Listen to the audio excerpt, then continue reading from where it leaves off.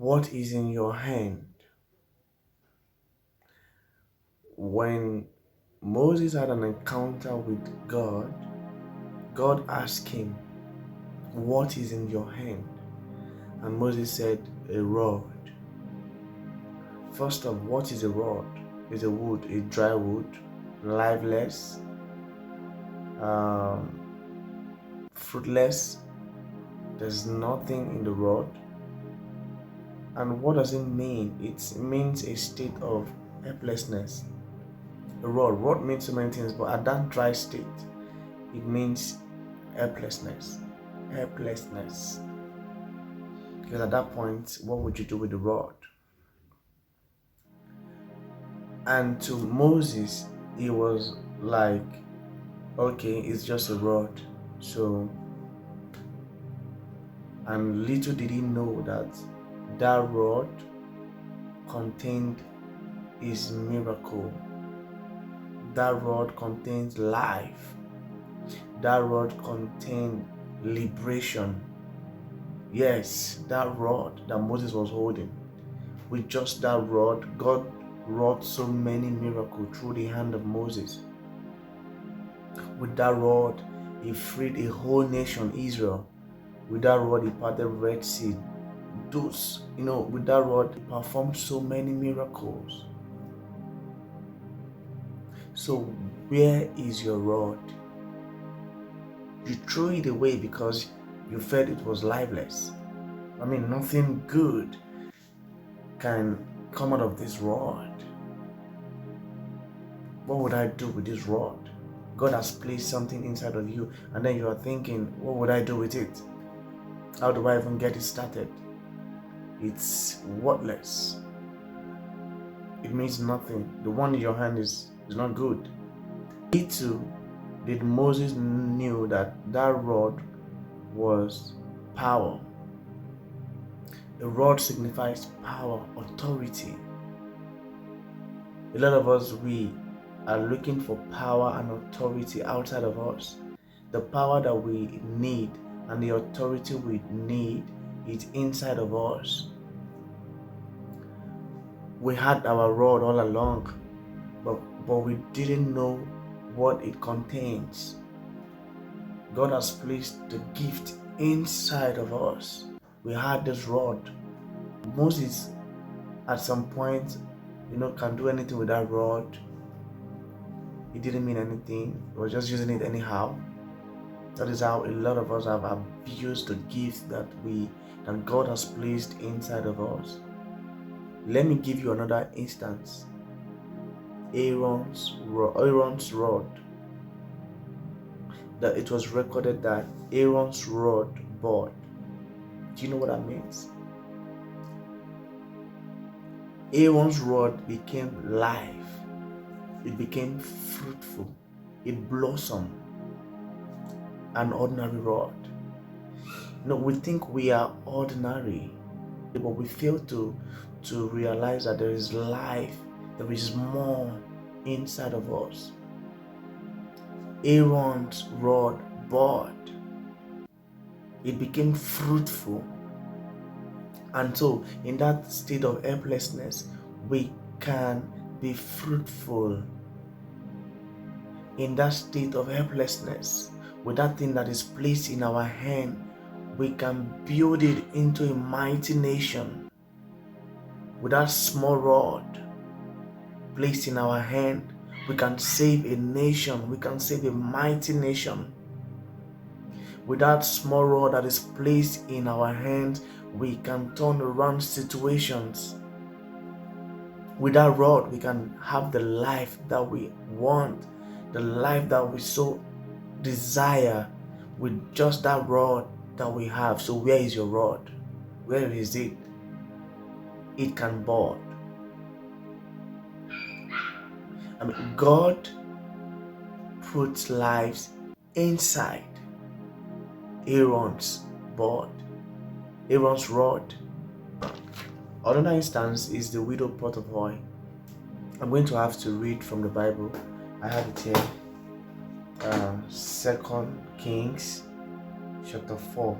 I will read from verse 2 and then stop at 3. So Elisha said to her, "What shall I do for you? Tell me, what do you have? What is in your hand?" And she said, "Your maidservant has nothing in the house but a jar of oil." Look at it there. She said nothing. At first, she said nothing. Elisha asked her, "What do you have?" She said nothing. Reason being that she felt like nothing good can come out of it. When you begin to look at your life that nothing good can come out of your life, there's nothing anybody can do for you. There's no amount of prayer that anyone can pray for you. She said nothing at first. She said nothing. Then she now said, "A jar, except a jar of oil." She was like, "Except a jar of oil." She didn't know a miracle was going to come out from that. She said nothing except a jar of oil. That is how we are sometimes. What God placed in our hands, we see it as nothing. We look at what others have in their hands.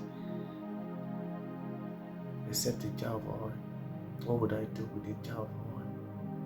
What would I do with the rod? What would I do with a jar of oil? So let's read further. Then he said, "Go borrow vessels from everywhere, from all your neighbors, empty vessels. Do not gather just a few. Go and borrow vessels." Now let me explain that too, and let me bring it to this context. For us as content creators, you are saying, "Okay, Dario, I want to start creating. I want to start posting on YouTube, but I don't know what to create about." He said, "Go and borrow, go and learn. Go and learn from those that are doing it. Go and borrow, go and learn." When he said, "Go and borrow, go and put the jar of oil to work." Start posting anyhow. Start doing it. Go and borrow from where? Your neighbors. You see people doing this thing that you want to do, learn from them.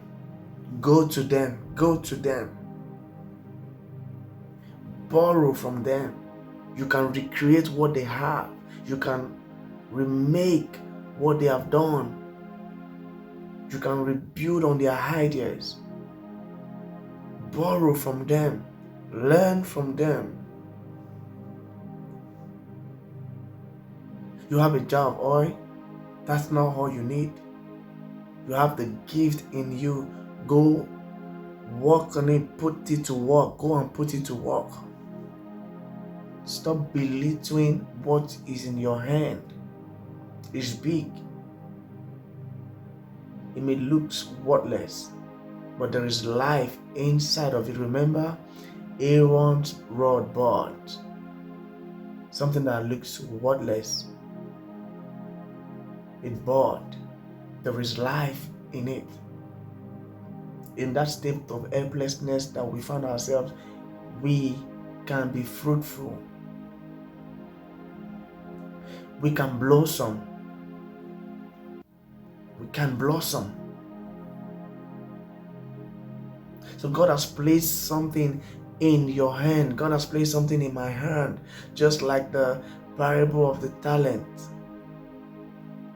where the masters gave different talents to his servants, and the one he gave 1 talent was busy looking at the other one that had more talent. He became envious. He didn't see the value of what he had. Talents right there means abilities, the things that God has placed in us. We are busy looking at what other people have to judge our own. What we have is good enough. God knows why he placed it there in your hands. God put our talents in our hands based on our abilities, so we can build from it. The one that God gave talent, he makes something out of it. The other ones, they made something out of their talent. They double it. They build on it. They worked on it. They grow on it. And we just buried our own. What would I do with one?